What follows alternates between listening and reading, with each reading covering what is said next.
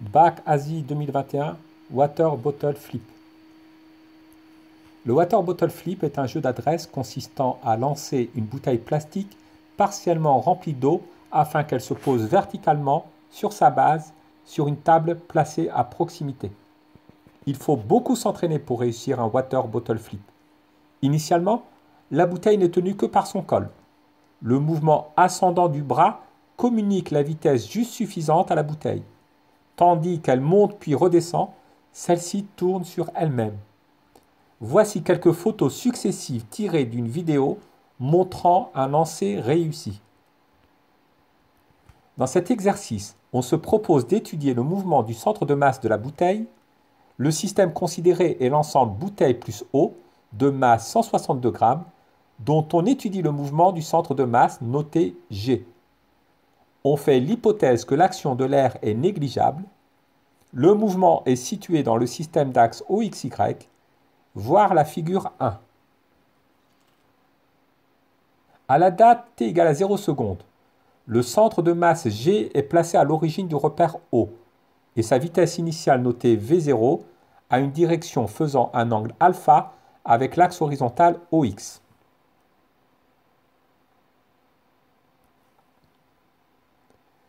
Sur la figure 2, la durée entre deux positions successives est tau égale à 40 millisecondes.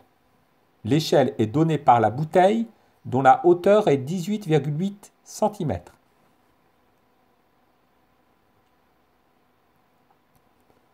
Représentez sur la copie, sans souci d'échelle, le système d'axe OXY, le vecteur initial V0, l'angle alpha, ainsi que les coordonnées V0x et V0y et l'allure de la trajectoire du centre de masse de la bouteille.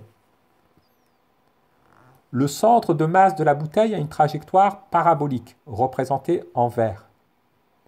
Le vecteur vitesse initiale doit être représenté au point O et tangent à la trajectoire.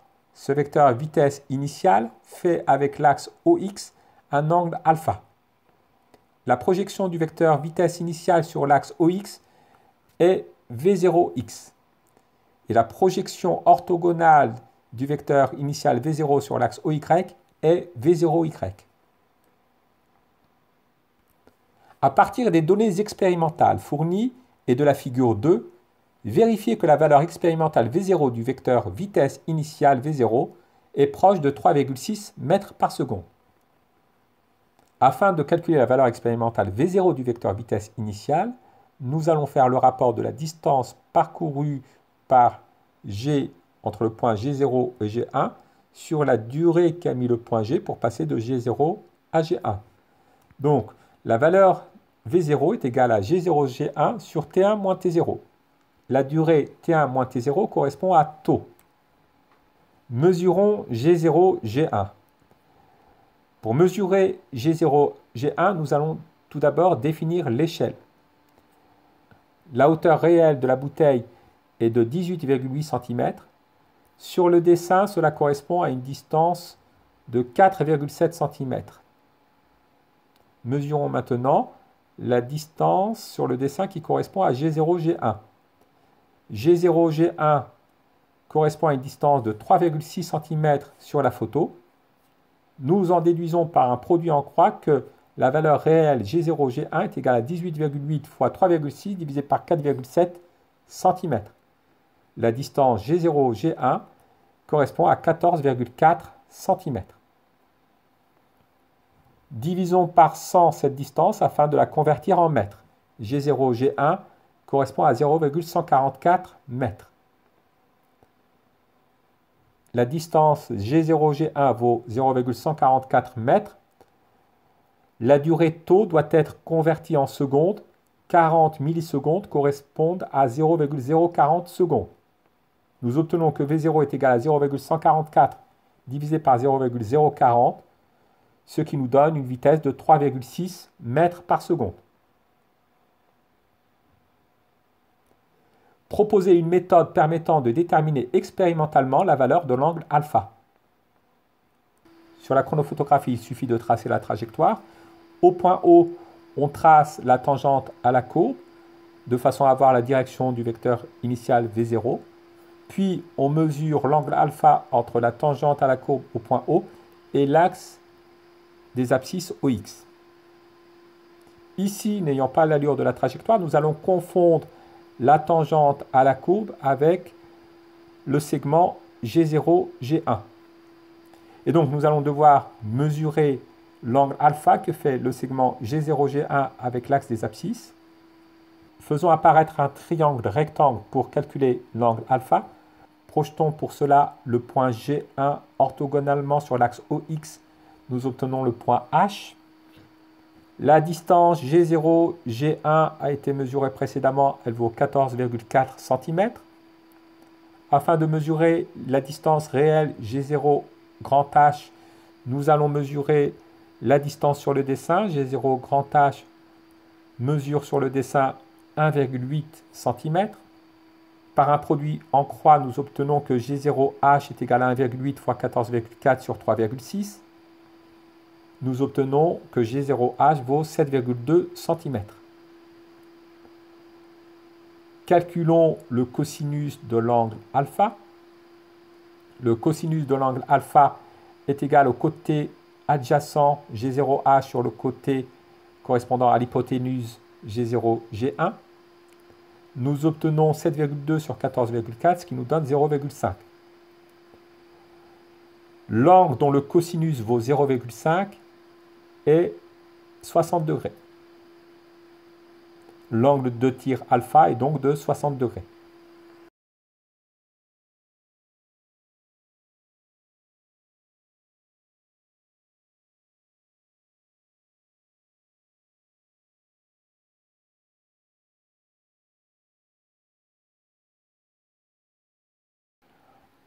En précisant la loi utilisée, donnez les expressions des coordonnées du vecteur accélération du centre de masse AX et AY.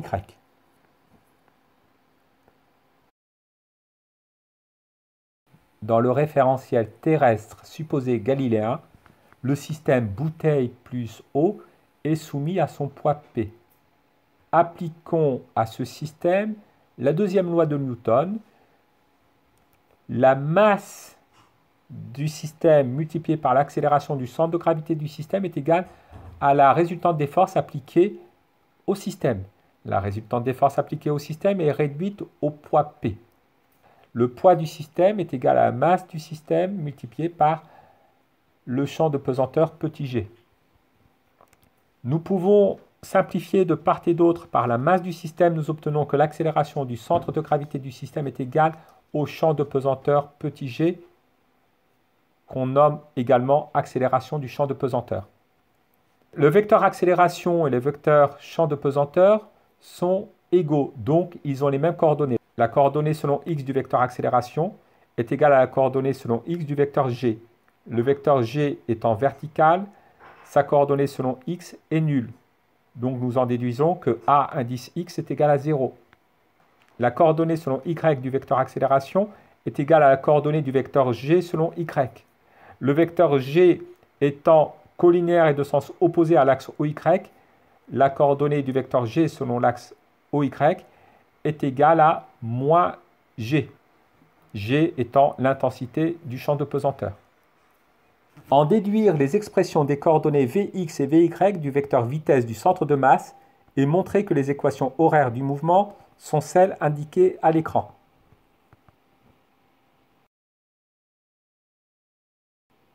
Le vecteur accélération correspond à la dérivée du vecteur vitesse. Donc les coordonnées du vecteur accélération sont égaux aux dérivées des coordonnées du vecteur vitesse. Intégrons les coordonnées du vecteur accélération pour avoir les coordonnées du vecteur vitesse.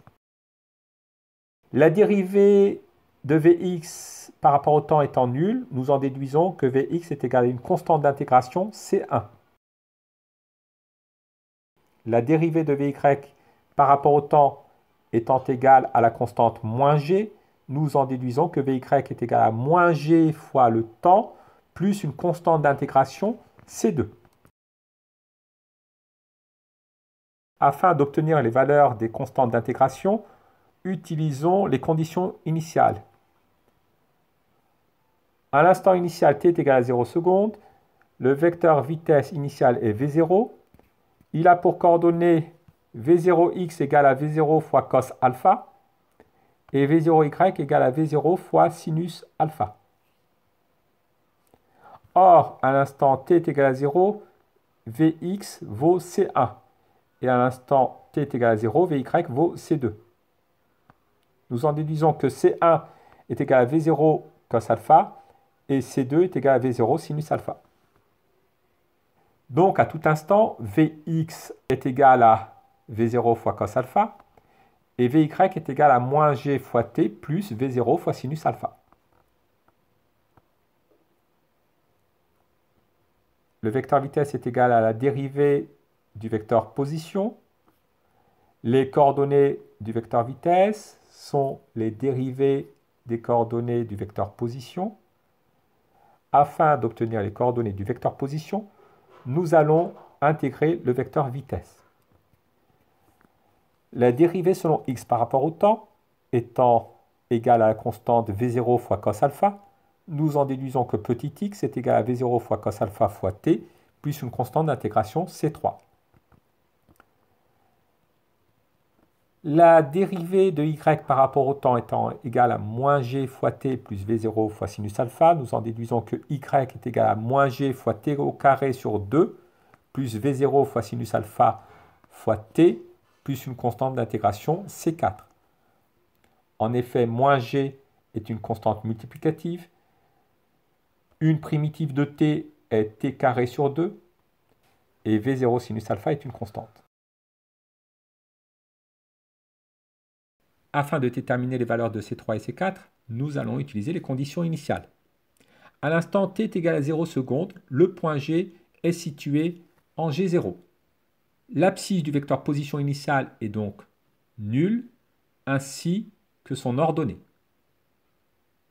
De plus, d'après les expressions de x et de y obtenues précédemment, l'abscisse x à l'instant t égale à 0 secondes est égale à C3. Et l'ordonnée y à l'instant t est égale à 0 secondes est égale à C4. Nous en déduisons que C3 égale à 0 et C4 égale à 0. Ce qui nous donne à tout instant les équations horaires suivantes. X à l'instant t égale à V0 fois cos alpha fois t et y à l'instant t égale à moins g fois t carré sur 2 plus V0 fois sinus alpha fois t. Pour déterminer la distance à laquelle tombe la bouteille par rapport au point O, on crée un programme en langage Python dont un extrait est représenté ci-dessous. Ce programme utilise les équations horaires modélisant le déplacement du centre de masse et les valeurs expérimentales suivantes. V0 est égal à 3,6 mètres par seconde, alpha est égal à 59 degrés, petit g est égal à 9,81 mètres par seconde au carré. Au passage, par le calcul, nous avions estimé que alpha était à peu près de 60 degrés. Voici donc quelques lignes du programme.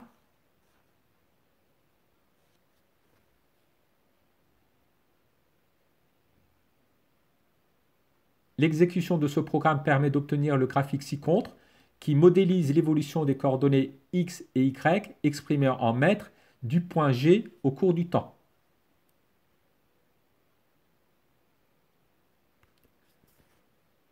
Associer chacun de ces tracés aux équations horaires x en fonction du temps et y en fonction du temps. Dans l'équation horaire x en fonction du temps, V0 fois cos alpha est une constante. Donc nous en déduisons que x est proportionnel au temps. La courbe représentant x en fonction du temps est donc une droite passant par l'origine. Il s'agit de la courbe B.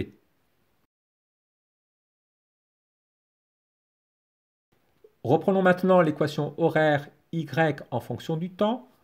Moins g sur 2 et V0 sinus alpha sont des constantes.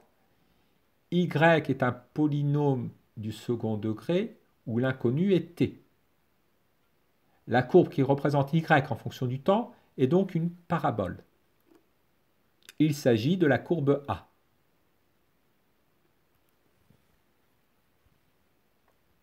Précisez ce qui est caché par le rectangle gris dans la ligne 15 du programme. Expression ou valeur. Sur les lignes 14 et 15, nous avons l'expression des équations horaires, x en fonction du temps et y en fonction du temps. Comparons l'expression de la ligne 15 avec l'équation horaire obtenue à partir de la deuxième loi de Newton. Nous reconnaissons le premier terme moins 0,5 fois g fois t au carré, qui correspond à moins g sur 2 fois t au carré. Dans le deuxième terme de l'équation horaire, la constante V0 sinus alpha a été cachée par le rectangle. Ce qui est caché par le rectangle gris dans la ligne 15 du programme est V0 fois sinus alpha fois pi sur 180. Ici, multiplier l'angle alpha par pi divisé par 180 permet de convertir l'angle des degrés au radian. On estime que le centre de masse G se trouve à une hauteur voisine de 2 cm du fond de la bouteille, lorsque celle-ci se pose sur la table. Estimez la durée du mouvement de la bouteille obtenue par la modélisation. Il faut qu'on détermine l'instant t' à laquelle l'ordonnée y du centre de gravité de la bouteille est de 2 cm, c'est-à-dire 0,02 m. Utilisons pour cela le graphique petit a.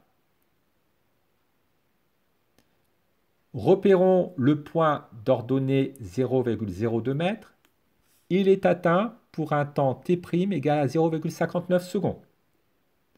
Le mouvement de la bouteille obtenu par la modélisation peut être estimé à 0,59 secondes. La durée du mouvement de la bouteille lors de la réalisation de ce water bottle flip a été mesurée. On a obtenu une durée égale à 0,50 plus ou moins 0,05 secondes. Proposez au moins une explication permettant de rendre compte de l'écart entre cette durée réelle et la durée obtenue par la modélisation. La modélisation ne tient compte que du centre de gravité G. On ne tient pas compte du mouvement de rotation de la bouteille. De plus, on suppose que la bouteille est en chute libre, qu'elle n'est soumise qu'à son poids P. On peut supposer qu'à cause des forces de frottement et du mouvement de rotation de la bouteille, la durée réelle est inférieure à la durée obtenue par la modélisation. À l'aide du modèle, déterminez la distance à laquelle la bouteille tombe sur la table par rapport à l'origine du repère. Indiquez ce qu'il est possible de prévoir pour la distance réelle.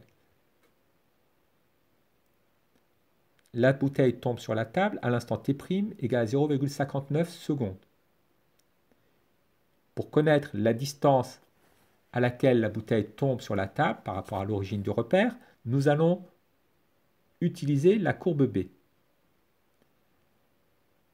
À 0,59 secondes, l'abscisse x vaut 1,13 m.